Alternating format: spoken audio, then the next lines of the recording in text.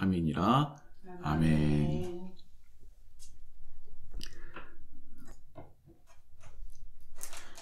할렐루야. 오늘도 우리 히즐라이프 처치는 성탄절 예배를 맞아요. 우리가 드릴 수 있는 최고의 예배를 주님께 드리길 소망합니다. 한 주 동안 잘 지내셨습니까? 네. 그런데 이제 한 주 동안 잘 지내셨습니까? 라고 여쭤보기에는 한 주가 덜 지났죠. 그렇죠? 오늘은 토요일입니다. 그리고 내일 또 동일한 시간에 하나님께 주일 예배를 드리게 되는데요. 그래도 함께 예배 드릴 수 있음이 얼마나 기쁘고 또 감사한지 모르겠습니다. 오늘은요, 그 어떤 날보다 기쁜 날이에요. 예수님께서 우리를 위하여 이 땅에 오신 성탄절입니다. 오늘은 예수님을 믿는 사람이든 아니든 모두가 다 기뻐하는 날이에요. 괜히 가슴이 설레고요. 괜히 기분이 좋아지는 날 아니겠습니까? 바로 그날이 성탄절, 크리스마스가 아닐까라는 생각을 합니다. 이 전 세계 모든 사람들이 기뻐할 수 있는 날이라는 것이죠. 근데 갑작스럽게 추워졌습니다. 그래서 생각보다 안 추워져서 또 감사하기도 한데, 그래도 밖에 나갔더니 여전히 춥더라고요.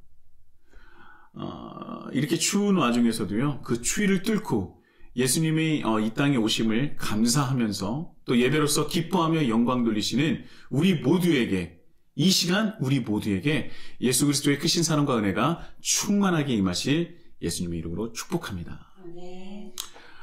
제가 2021년 성탄절 말씀을 준비하면서 2020년부터 21년까지 지금까지 주님께서 주신 그 은혜를 한 번씩 돌아보는 시간을 가졌어요. 제가 이전에도 이런 시간을 가졌었다고 말씀을 드린 적이 있는데, 제가 달력을 보니까 자, 오늘이 토요일이고 또 성탄절이죠. 그리고 그 다음 날이 2021년 마지막 주더라고요. 당연히 성탄절 다음에는 마지막 주라는 생각을 했는데, 성탄절이 토요일이다 보니까 바로 내일이 마지막 주네? 라는 생각이 드니까 덜컥 내가 이렇게 하면 안 되겠다.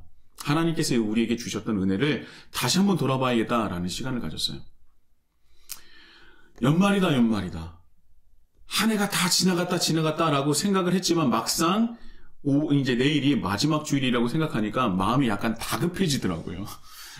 내가 정말 2021년 잘 지냈나?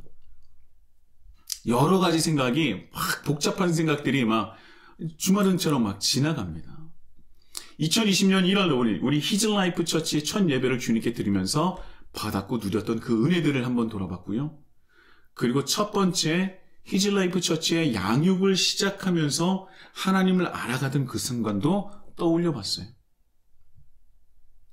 또 함께 교회를 세워가는 귀한 공동체 한 분 한 분의 그 삶의 현장들을 찾아가며 예배를 드리고 신방을 했던 그 시간도 한번 돌아보았습니다.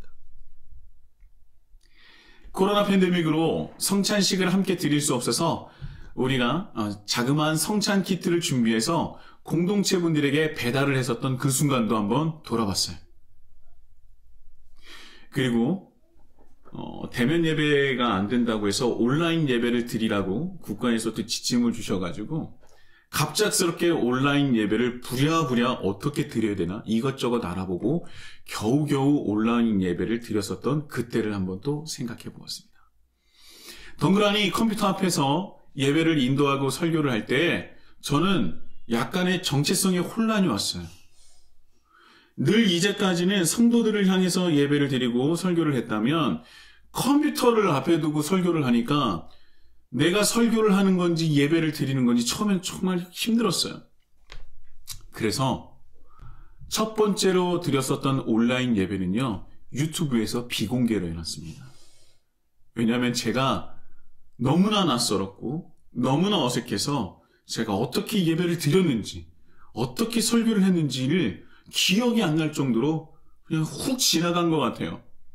그때 기억을 돌아보면요, 정말 큰 부담이 있었고 어색함이 있었고요. 그리고 예배를 드리면서 온몸이 다 땀으로 젖었습니다. 저 자체가 적응이 안 돼서. 그런데 지금은 너무나 자연스럽습니다.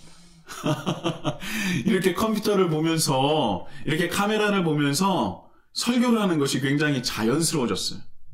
그리고 또 이 안에서 함께 드리는 우리 공동체 분들도 이렇게 아이 컨택하는 것도 너무나 자연스러워졌죠. 그리고 또 뭐가 있었을까 막 돌아봅니다. 개척교회로서 코로나 팬데믹을 겪는다는 것이 매우 힘들었어요. 그런데도 그 안에서도 하나님께서 귀한 은혜를 주셔서 우리의 어려움보다는, 우리 교회의 어려움보다는, 나의 어려움보다는 조금 더 어려움을 겪는 이웃을 보게 하셔서 우리가 조금씩 헌금을 모아서 개척교회가 헌금을 드릴 수 있는 그런 은혜도 우리들에게 허락해 주시지 않았었습니까? 참 뿌듯하고 감사했죠.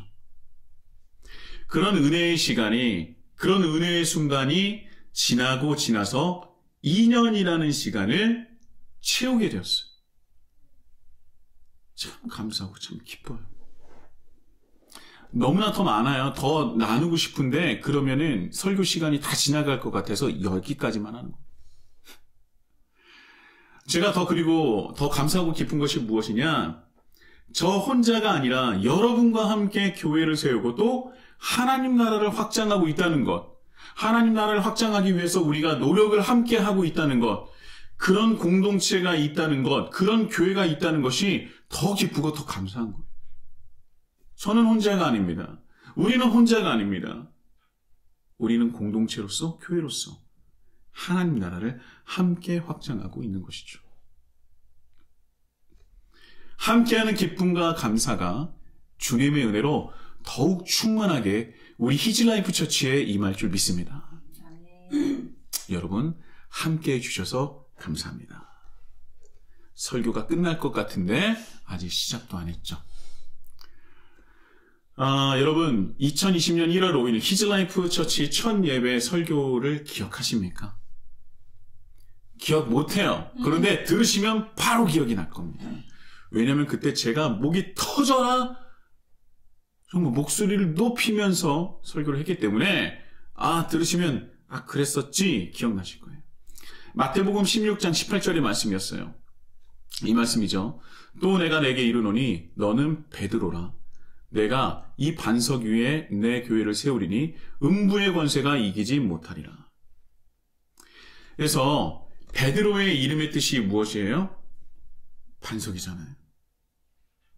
그래서 예수님께서 베드로라 하시고 그 뒤에 이어서 반복해서 반석이라는 말씀을 하셨었더라고 우리는 흔히 생각했다라고 말씀을 드렸고, 그런데 헬라어를 보니까 같지만 다른 면이 있더라.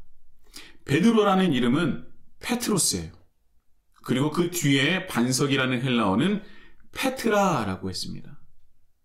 그래서 정확하게 그 의미를 살린다면 베드로는 반석이 맞고 그 뒤에 반석으로 번역된 부분은 반석이라기보다는 큰 안반 정도로 생각하면 좋을 것 같다고 제가 말씀을 드렸죠.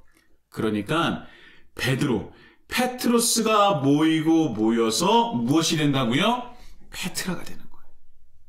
그러니까 예수님께서 그래 반석, 내가 반석 위에 그 반석이 모여서 페트라를 만들 거야. 그리고 그 위에 교회를 세울 거야. 라고 말씀을 하신 것이죠. 그런데요, 더 신기한 것은 무엇이냐면 그 페트라를 가만히 현미경으로 들여다보면 각자의 페트로스들이 그대로 자기의 모습과 형질을 가지고 있다는 거예요.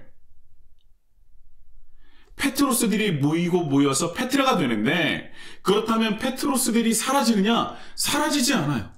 그 안에 자신의 정체성과 모습과 형질들을 그대로 가지고 있습니다. 그러나 다만 그들이 함께 모여있고 함께 뭉쳐져 있다고 했어요. 바로 그것이 예수님께서 말씀하신 교회의 모습이라고 말씀을 드렸죠. 그리스도인들을요, 교회 안에서 획일화하고 자신의 색을 가리고 없애는 것은 기독교의 정신이 아닙니다. 하나님께서 우리에게 주신 그 모습을 가지고 하나님 나라를 함께 확장해 나가는 것이 교회이며 공동체이며 페트라이며 기독교의 정신인 것이죠. 그런데 여기서 우리가 빠지지 말아야 될 것은, 우리가 잊지 말아야 될 것은 무엇이냐면, 우리에게 주신 그 모습은 내가 원하는 모습이나 세상적인 가치로 물든 내가 아니라 정말 하나님께서 나를 만드신 그 순수한 그 모습, 하나님의 형상이라는 것을 잊지 말아야 할 것이다 라고 제가 말씀을 드렸어요. 그래서 그때 우리 히즐라이프 처치에 4가지의 사명과 비전을 선포했었습니다. 가만 보니까 죄송하더라고요. 우리 교회에, 우리 공동체의 비전과 사명이라고 말을 해놓고 2년 내내 별로 강조를 안 했어요. 그래서 그것을 제가 회개했습니다. 첫 번째 비전이 무엇이었느냐? 하나님 나라 복음을 지속적으로 배우고 살아내겠습니다. 그리고 살아내도록 돕겠습니다. 였어요. 두 번째는 뭐냐? 하나님 나라 복음을 온전히 전수할 수 있도록 훈련하고 훈련시키겠습니다. 세 번째는 우리 동역자들이 서로 협력하여 세상 속에서도 그리스도인의 정체성을 지킬 수 있는 공동체를 만들겠습니다. 네 번째는 이 공동체를 통해 하나님 나라 복음이 필요한 곳에 새로운 공동체를 세울 수 있도록 후원하겠습니다. 이 4가지가 우리 히즐라이프 처치의 사명이자 비전이었습니다. 그래서 2021년까지는 좀 부족했던 점이 있었던 것 같아요. 제가 이것에 강조하지 못했습니다. 그러나 이제는 2022년에는 히즐라이프 처치의 사명과 비전을 더욱더 함께 나누고 강조해서 이제까지보다는 2021년까지보다는 한 걸음을 더 나가는 2020년이 되어야겠다라는 생각을 가졌습니다. 그때 하나님께서 저에게 마음속에 주시는 단어 한 가지가 있었어요. 뭐냐면 바로 리프레시였습니다. 리프레시. 그 단어를 떠올리게 하시면서 지난 날을 돌아보게 하시고 다시금 새로운 결단을 하게 하셨습니다. 여러분도 잘 아시겠지만 이 리프레시라는 단어는요, 기억을 새롭게 하다, 그리고 되살리다 라는 뜻을 가지고 있어요. 여러분, 어떤 모임이나 단체, 그리고 사회가 세워지고 이루어질 때는요, 그 안에 그들만의 목적과 목표가 있습니다. 세운 그 이유가 있다는 것이죠. 기업도 마찬가지고요. 학교도 마찬가지고, 교회도 모두 다 마찬가지예요. 학교가 세워진 이유, 기업이 세워진 이유, 교회가 세워진 이유가 다 있다는 거예요.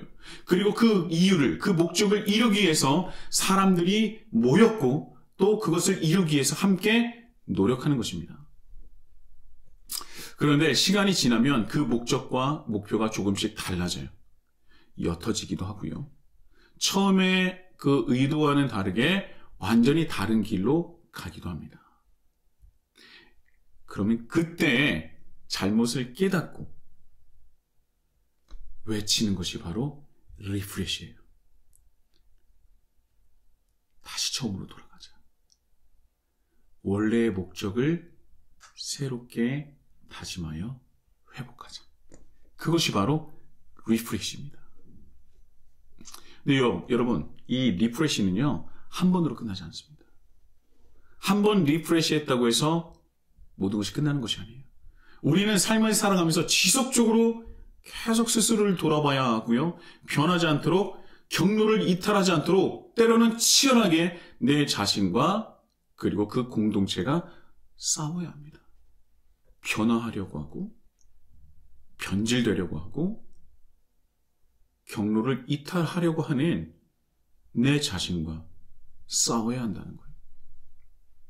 아무리 좋은 이유와 목적을 가지고 선한 일을 가지고 선한 목적을 가지고 시작했다 하더라도요, 중간에 그것을 잃게 되면요, 오히려 더 큰 도구로서 우리에게 찾아온다는 것을 우리는 너무나 잘 알고 있습니다.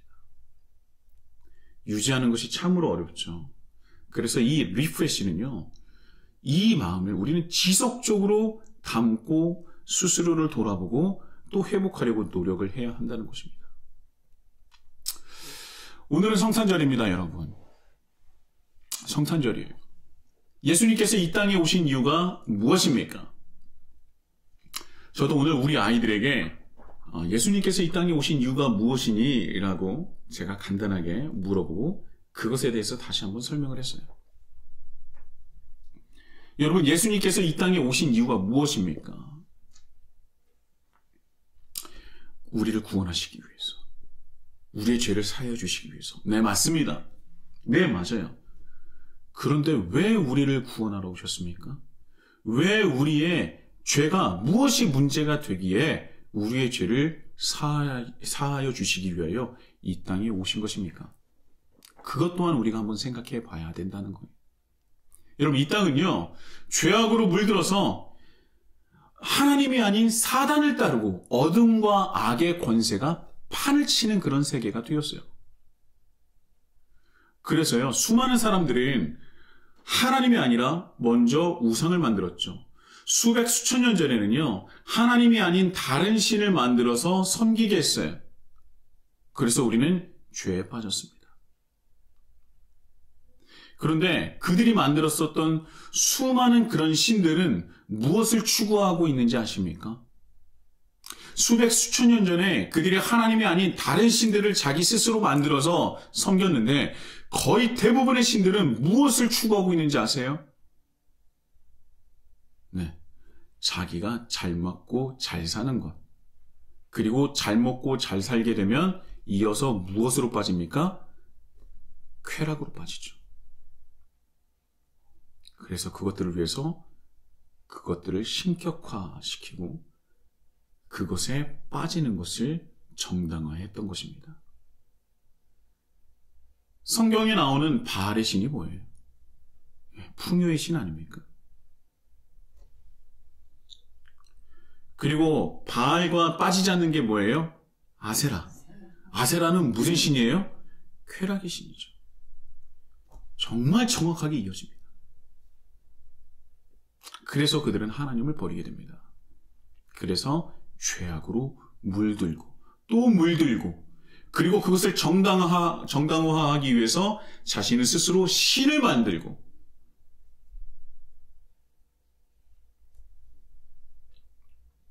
자, 그렇다면 지금 이 시대는 어떻습니까? 지금은 어떤 신을 만들었죠? 바알이나 아세라 신을 섬기는 사람이 있습니까?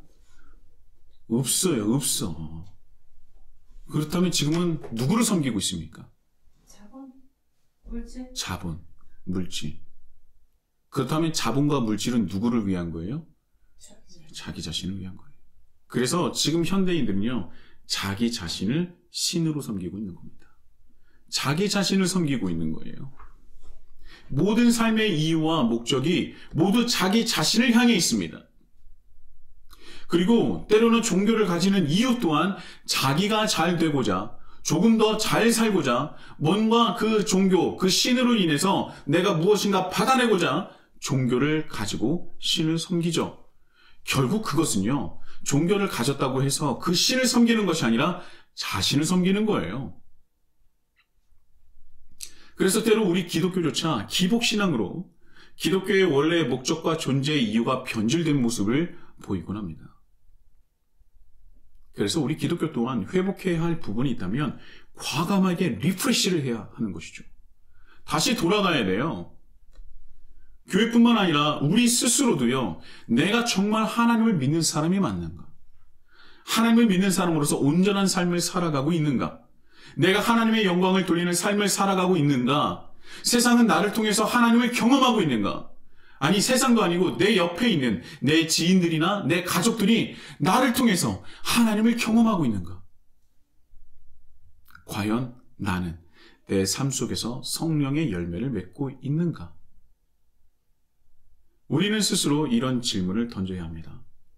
그리고 혹여 경로가 이탈되어 있다면 우리의 목적과 목표가 변질되었다면 우리는 그때 리프레시를 외치고 다시 회복해야 합니다. 여러분의 리프레시가 쉬우면 제가 설교를 하지도 않았을 거예요. 그렇죠? 리프레시는 너무 어렵습니다. 그 과정이 얼마나 힘들고 어려운 것인지 성경을 보면 알 수 있어요. 거절할 수 없습니다. 내 존재의 이유를 변질시키고 경로를 이탈시키는 것이 너무나 거절할 수 없을 정도로 힘들어요. 왜?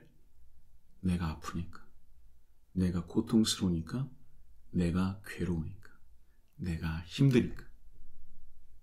그래서 리프레시는 너무나 어려운 겁니다. 사단이 우리의 가장 약한 곳을 파고들기 때문이죠. 성경을 보면 예수님도요, 예외가 아니었어요. 예수님도 때로 마음속에 시험이 듭니다. 괴롭고 두렵고 힘들었어요.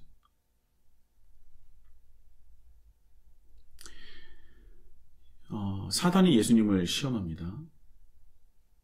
왜 시험을 했을까요? 왜 시험을 했을까요? 나쁜 길로 빠지게 하기 위해서? 맞죠.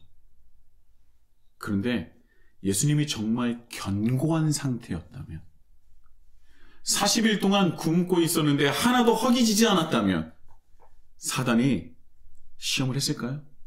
시험할 필요가 없죠. 예수님도 40일 동안 금식하시면서 매우 지쳐있고 매우 굶주려 있고 매우 힘든 상황이었어요. 그래서 사단은 예수님의 그 목적과 목표를, 경로를 또 이탈하기 위해서, 이탈시키기 위해서 시험을 하는 겁니다. 인간의 죄악의 그 본성을 건드리는 거예요. 다시금 나를 위해서, 나 중심적으로 다시 바뀌게 하는, 내 존재의 이유, 내가 여기 온 이유를 뒤로 하고 나를 돌아보게 하는 그 본능적인 죄성을 사단이 건드린다는 것이죠. 자, 40일 동안 굶는 사람에게 먹을 것으로 유혹합니다. 무너지지 않을 사람이 있겠습니까? 딱 눈 감고 떡으로 배를 채우면 너무 좋아요. 너도 좋고 나도 다 좋을 것 같지 않습니까? 떡 한 조각이면 그 탄수화물이 순식간에 위에서 분해되고 포도당으로 변하면서 기분도 좋아지고 힘도 나고 얼마나 좋습니까? 다 좋아요. 그런데 예수님께서 이 땅에 오신 이유가 있잖아요. 이 땅에 예수님을 보내신 이유는요, 이 땅의 사람들이 떡에만 연연하면서 어떻게 하면 남보다 더 큰 떡을 가질 수 있을까? 어떻게 하면 남의 떡을 더 가져올 수 있을까? 어떻게 하면 더 많은 떡을 가질 수 있을까? 그 악한 생각에 사로잡힌 그들에게 너희들이 구해야 될 것은 떡이 아니라 바로 하나님이라는 것을, 하나님의 말씀이라는 것을 깨닫게 하기 위해서 오신 것 아닙니까? 그래서 예수님은 힘들었지만, 너무나 배가 고팠지만 예수님은 그 떡을 마다하시고 하나님의 말씀으로 다시 리프레시하면서 사단에게 반격을 한 것입니다. 예수님이 배가 안 고프셨겠어요? 아니에요. 너무나 사람이 배가 고프면요, 흔들립니다. 그러나 사단이 그것을 치고 들어왔을 때 예수님은 자신을 스스로 리프레시하면서 하나님께서 나를 이 땅에 보내신 이유를 다시 찾으면서 오히려 하나님의 말씀으로 사단에게 반격하여 승리하신 것이죠. 뿐만 아닙니다. 마태복음 26장 38절에서 39절에 보면 제자들에게 말씀하세요. 내 마음이 매우 고민하여 죽게 되었으니 너희는 여기 머물러 나와 함께 깨어있으라. 그리고 이어진 39절은요, 하나님을 향한 예수님의 기도입니다. 조금 나아가사 얼굴을 땅에 대시고 엎드려 기도하여 이르시되 내 아버지여, 만일 할만하시거든 이 잔을 내게서 지나가게 하옵소서. 예수님은 이제 십자가에 못 박혀 죽어야 할 것을 아셨고요. 그 십자가의 사역을 감당하시려 이 땅에 오셨지만 그 십자가가 없다면 하나님 나라가 다시 시작되지 못한다는 것을 알고 있었지만 예수님도 두려운 거예요. 고통스러운 거예요.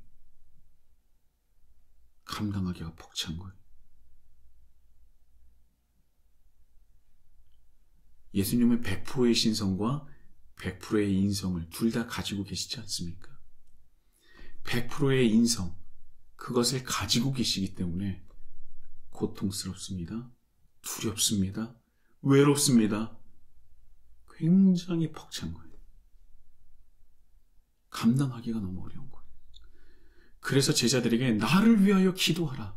내가 고민이 되어 죽게 되었으니 나를 위하여 좀 기도 좀 해다오 라고 말씀하시고 머리를 땅에 대고 엎드려 기도한 것 아닙니까? 예수님도 알고 있어요. 하나님께서 이 땅에 나를 보내신 이유를 알고 있습니다. 그러나 힘들고 어렵기 때문에 그런 마음이 드는 것이죠. 그런데 그때 예수님은 스스로 다시 리프레시합니다. 그 기도 중에 다시 리프레시하는 거예요. 자신이 이 땅에 현현하신 그 이유를 다시 회복하신 것이죠. 그래서 그 이어진 말씀에 예수님은 다시 뭐라고 기도하세요? 그러나 나의 원대로 마시옵고 아버지의 원대로 하옵소서. 그리고 기도를 마치신 것입니다. 사람은요, 흔들릴 수밖에 없어요. 사람은 흔들릴 수밖에 없습니다. 하나님을 믿는 사람인데도 불구하고 흔들릴 수밖에 없어요. 괴로울 수밖에 없습니다. 그런데 우리는 우리 존재 이유, 내가 이 땅에 하나님께서 나를 선택하여 세워주신 그 이유를 리프레시한다면 우리는 다시 일어날 수 있을 줄 믿습니다. 깊은 성탄절에 너무 심각한 말씀을 드리고 있어요. 작년에도 이랬는데 저는 참 심각합니다, 여러분. 저는 성탄절을 맞이하면서 예수님께서 이 땅에 오신 그 이유를 다시 한번 리프레시해 보았어요. 저는 되돌아보았습니다. 그래서 바로 오늘 본문을 깨닫게 해주셨습니다. 오늘 본문이 20절부터 28절까지인데 20장 28절의 말씀과 마가복음 10장 45절의 말씀은요, 이 두 말씀은 토시 하나 틀리지 않고 똑같은 말씀입니다. 바로 뭐예요? 인자가 온 것은 섬김을 받으려 함이 아니라 도리어 섬기려 하고 자기 목숨을 많은 사람의 대속물로 주려 함이니라. 아멘. 이 말씀이 예수님께서 이 땅에 오신 이유예요.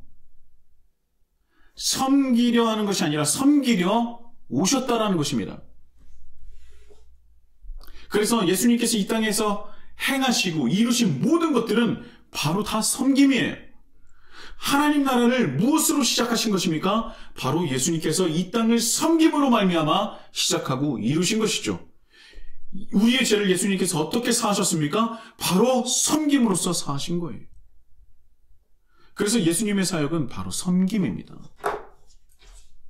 예수님이 오신 이유는, 이 땅에 오신 이유는 섬김을, 하나님의 독생자 예수로서 섬김을 받으려고 하신 것이 아니라 도리어 섬기려고 이 땅에 오신 것입니다. 여러분, 우리는 세상을 섬길 수 있습니까? 세상까지는 아니더라도 가족을 위해서 섬길 수 있습니까? 회사와 우리의 학교, 우리의 삶의 자리에서, 교회에서 하나님과 하나님 나라를 위해서 섬기실 수 있겠습니까? 여러분, 예수님께서 섬기신 그 모습을 볼 때 우리가 그 예수님의 섬김이 우리의 섬김이 될 수 있겠습니까? 예수님께서 섬기시는 그 모습까지 우리가 그 섬김에 이를 수 있겠습니까? 우리가 그렇게까지 할 수 있겠어요? 우리가 과연 예수님의 섬김에 이를 수 있을까요? 없을까요? 글쎄요. 아마 다들 겸손하게 저는 못합니다. 저는 못합니다. 저는 못해요. 그런데 저는 하나님의 말씀을 되돌아보면서 리프레시하면서 저는 못해요라는 그 말이 다르게 말하면 저는 하기 싫어요 라는 것과 같다는 것을 깨닫게 되었어요. 저는 못해요, 할 수 없어요가 아니라 하나님 저는 그렇게까지는 하고 싶지 않아요가 아닐까라는 그런 생각이 들었어요. 그 답이 오늘의 말씀에 있습니다. 예수님께서 오늘 본문 말씀을 하신 이유를 간단하게 말씀을 드리자면 예수님의 제자 중 세베대의 아들들이 있습니다. 야고보와 요한이죠. 그런데 야고보와 요한의 어머니가 예수님을 갑자기 찾아와서 청하세요. 그게 뭐였냐면 주님의 나라에서 내 아들들을 하나는 우편에 하나는 좌편에 앉게 해달라고 청하십니다. 그 말을 듣고 있었던 다른 제자들은요, 그것을 푼히 여겼다 그래요. 다른 10제자들은 그냥 열받은 거예요. 화가 났어요. 그런데 이런 상황을 보시고 예수님께서 뭐라고 말씀하시냐면 으뜸이 되고자 하는 자는 그들의 종이 될 것이다. 그렇게 말씀하시지 않습니까?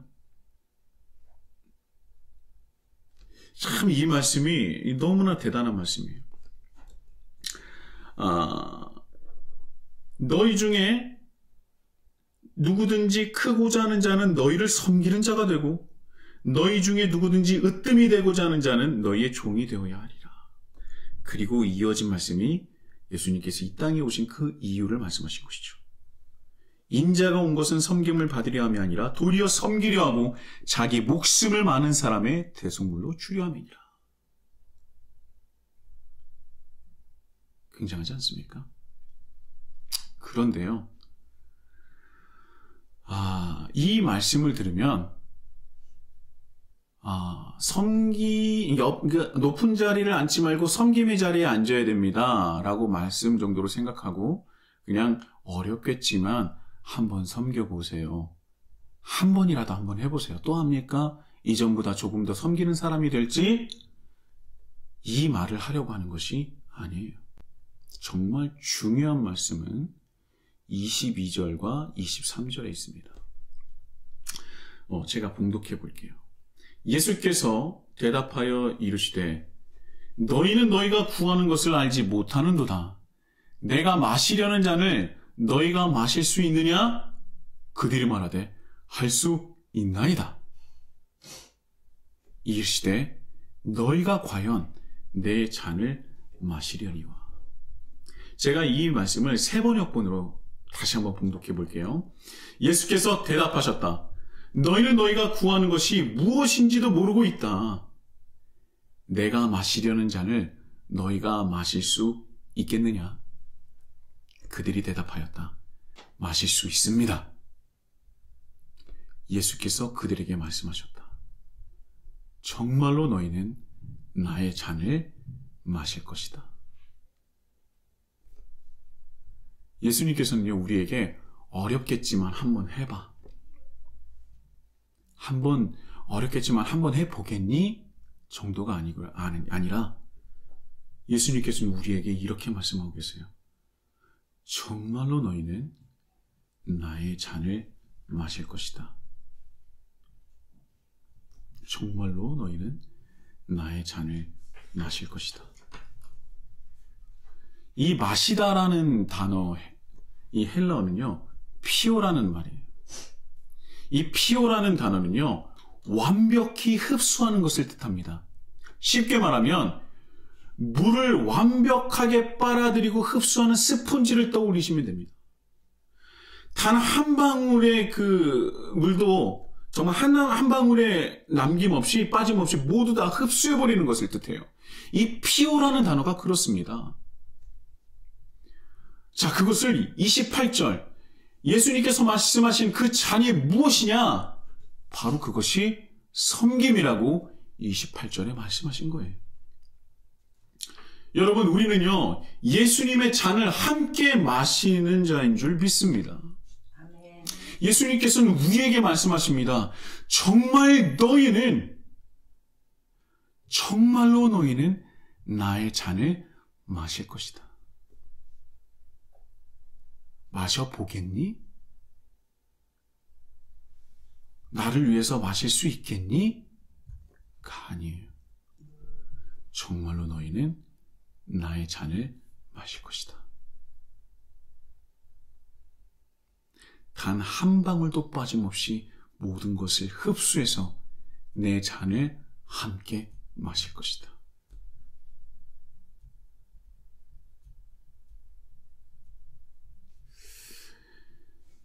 여러분들에게 있어서 28절 그 섬김, 여러분들에게 주신 하나님의 섬김과 하나님께서 바라시는 섬김과 그 잔은 무엇이었습니까? 혹시 2020년을 바라보시면서 내가 또 우리가 여러분이 내가 섬겨야 하는 그 부분이 무엇일까? 하나님께서 나에게 맡기신 그 잔은 무엇일까? 생각해 보셨습니까?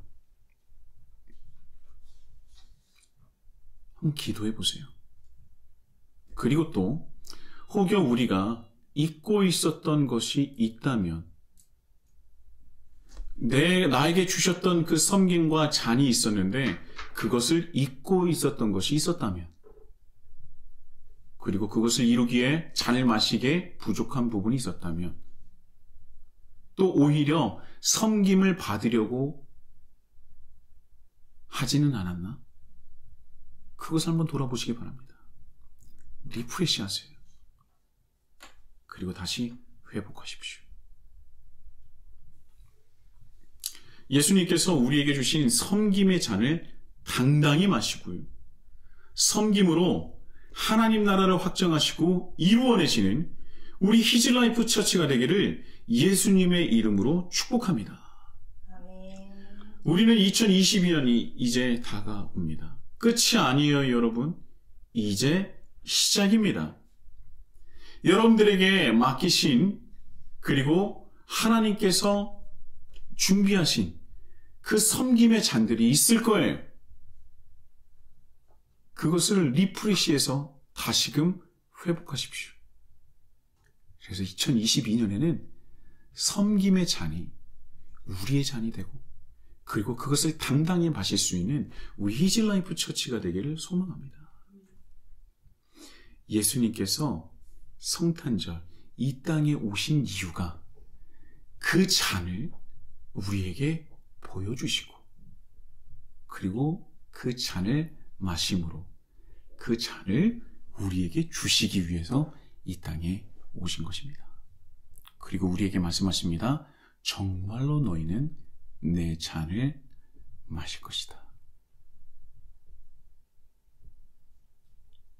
예수님께 그 섬김의 잔을 받으시고 그것을 당당히 마시시는 우리 히즈라이프 처치가 되기를 예수님의 이름으로 축복합니다. 아멘.